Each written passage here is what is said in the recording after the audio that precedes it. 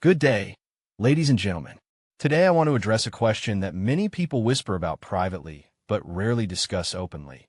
If someone cannot afford a DNA test yet, is there any medical way to have an idea whether a child may truly be his? Let us begin with intellectual honesty. In modern medicine, the only investigation that can reliably confirm fatherhood with extremely high accuracy is DNA paternity testing.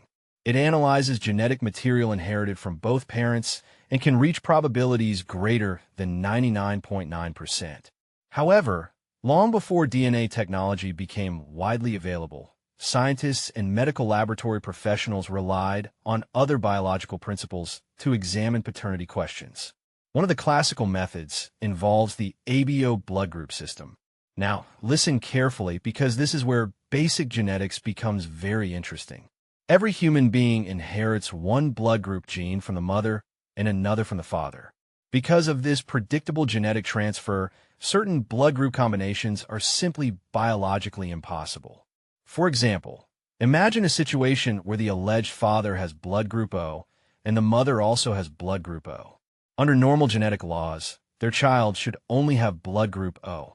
If the child suddenly presents with blood group AB, science begins to raise a very serious eyebrow. Why? Because such a combination contradicts the genetic patterns described in Mendelian inheritance, the foundational principle explaining how traits pass from parents to offspring.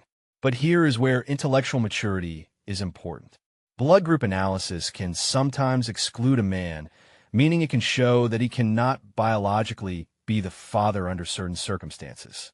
However, and this is crucial, it cannot confidently prove that a man is the father.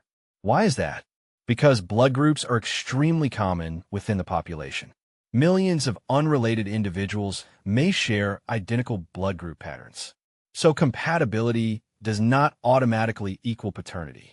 In other words, blood group testing is more powerful for eliminating impossibilities than for confirming relationships. So what is the practical advice?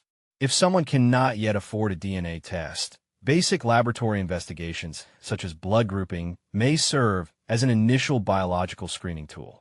It may highlight inconsistencies that deserve further attention.